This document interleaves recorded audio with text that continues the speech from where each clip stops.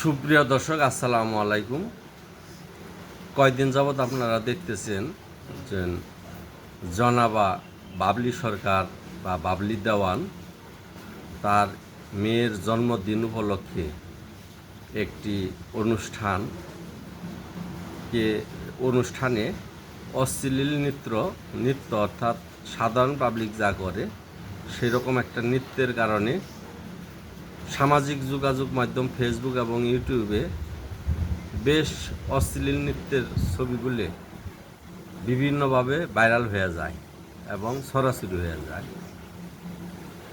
এখন সেখানে বাংলাদেশ দরগা মাজার ঐক্য পরিষদের সম্মানিত প্রচার সম্পাদক জনাব আব্দুর রহমান সাহেব উনি এটার প্রতিবাদ করে, যাহা ওনার প্রতিবাদের মধ্যে সীমাবদ্ধ ছিল। পরবর্তীতে ভাবলি তাকে অকথ্য ভাষায় গালাগালিজ করে এবং থ্রেট করে। সেই সাথে মিরপুর বাউল সমিতির সিনিয়র শিল্পী যারা আছে অর্থাৎ বাবলিপন্থী, তাকে বাবলিকে আগলে রেখে বাবলিকে দোষারোপ না করে বাবলিকে ক্ষমা না চাওয়ায় তারা আব্দুর রহমানের উপর চড়াও হয় এবং মামলার হুমকি দেয়। সেই সাথে তাকে দেখে নেওয়ার বিভিন্নভাবে হুমকি আসতে থাকে। পক্ষে তাদের কাছে জিনিসটা ভিন্নভাবে নজর আসে। আপনারা জানেন বিগত অনেক দিন যাবৎ বাউল গান বন্ধর পক্ষে কিছু ওহাবিপন্থী, কিছু জামাতিপন্থী কিংবা এই বাউল গানকে ধ্বংস করার চক্রান্তে বিভিন্ন ধরনের ছবি ভিডিও আপলোড দিয়ে ফেসবুকে সরাসরি করেছিল। আমরা যার যার জায়গা থেকে চেষ্টা করেছি শান্ত করার জন্য। সেই সাথে কিছুদিন আগে দেখছেন মানিকগঞ্জে আবুল সরকার, মানিকগঞ্জের মানিক ছোট আবুল সরকার সাহেবকে যখন জেলে নেওয়া হয় তার প্রতিবাদে একটা মানববন্ধন করা হয়েছিল। সেখানে ওহাবিরা আক্রমণ করেছিল। যে আক্রমণে দরগা মাজার ঐক্য পরিষদ সারা বাংলাদেশের বিভিন্ন শ্রেণীর নেতারা মার খায় এবং ক্ষতিগ্রস্ত হয়। সেখানে কিন্তু কোনো বাউলরা, ঢাকার বাউল সমিতির পক্ষ থেকে কোনো প্রতিবাদ করা হয় নাই। কিন্তু এই দরগা মাজার ঐক্য পরিষদের পক্ষ থেকে বিভিন্নভাবে বাউলদের উপর আক্রমণ হলে, মাজার ভাঙচুর হলে, কোনো গান বাজনার কোনো আসর বন্ধ করে দেওয়া হইলে, কোনো আক্রমণ হইলে এই দরগা মাজার ঐক্য পরিষদের ব্যানারে সারা বাংলাদেশ তাদের জীবনের ঝুঁকি নিয়ে তারা এটার প্রতিবাদ করে থাকে এবং সারা বাংলাদেশ তারা এইটার জন্য ঘোরাফেরা করে থাকে। কিন্তু সেই আব্দুর রহমান, সেই দরগা মাজার ঐক্য পরিষদের আব্দুর রহমান প্রতিবাদ করায় তার উপর যেভাবে আপনারা মিরপুর বাউল সমিতির বিভিন্ন শিল্পীরা তার ভিতর যে ফেসবুকের মাধ্যমে লাইভে এসে আক্রমণ করলেন, এটা খুব খারাপ হয়েছে। বাবলির উচিত ছিল যে ঘটনাটা যেহেতু প্রতিবাদ এসে গেছে, সে তার মাথায় যদি বিন্দুমাত্র জ্ঞান থাকতো তাহলে সে লাইভে এসে ক্ষমা চাইত।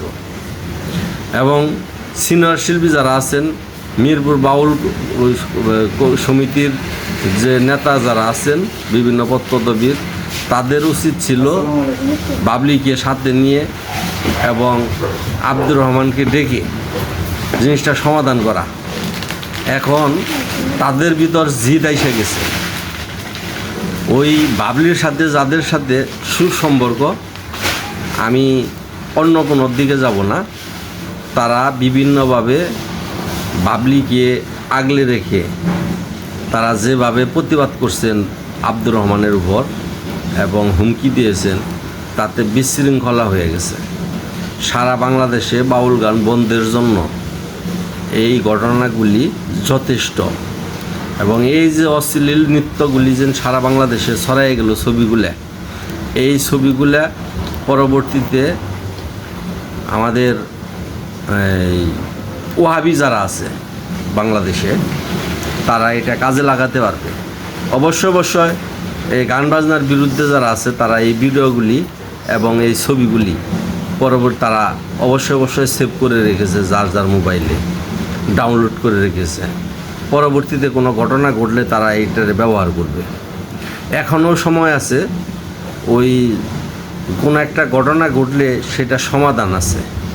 তো এখনও সময় আছে, যারা এই পক্ষে বিপক্ষে এবং বিভিন্নভাবে আক্রমণাত্মক ভাব নিয়ে যারা দুই পক্ষ লড়াচড়া করতেছেন, তারা একটু ঠান্ডা হন, একটু সময় দেন, একটু মাথা নিচু করুন।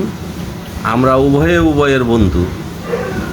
বাউল যারা আছেন তাদের ছাড়াও আমাদের চলে না, আর আমাদের ছাড়া বাউলদের চলবে না।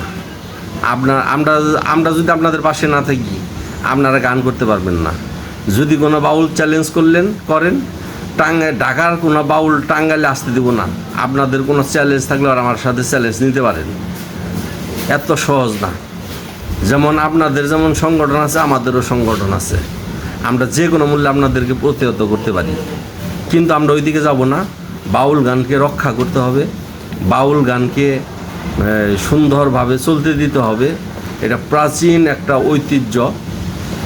অবশ্যই বাউল সমিতির মাধ্যমে বাউল যারা আছে তারাও ভালো কাজ করেছে ইতিপূর্বে, কিন্তু বর্তমান জামানায় বাউল সমিতিতে যারা নেতা আছেন তারা যে কর্মকাণ্ড জ্ঞানহীন যে কাজগুলো করে থাকেন, তাহা এইগুলো ভালো না। আগে মিডিয়ার যুগ ছিল না, আপনারা কি করছেন এগুলো আমরা দেখতাম না, বুঝতাম না।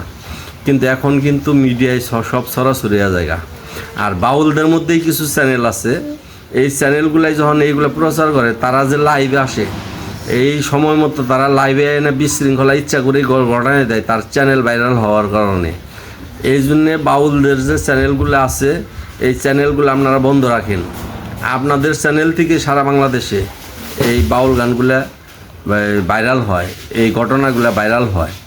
আমি আশা করব যে বাউল সমিতির সভাপতি লতিফ সরকার, সেক্রেটারি পাগল রফিক সরকার, তারপর মহিলা বিষয়ক সম্পাদিকা সম্ভবত লিপি সরকার, মুক্তা সরকার, তারপরে শাহ আলম সরকার সহ সিনিয়র নেতা যারা আছেন, সিনিয়র শিল্পী যারা আছেন, তারা বাবলিরে নিয়ে এবং আব্দুর রহমানকে নিয়ে একটা বসার পরিবেশ করেন।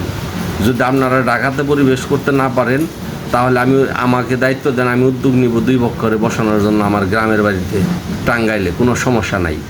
অথবা যদি আপনারা ঢাকায় আসতে বলেন, আমি ঢাকায় আসতে পারি দুই পক্ষের সমঝোতা করার জন্য। আপনারা ধৈর্য সহকারে কথাবার্তা বলুন, সীমিত করুন, লাইভ বন্ধ করুন।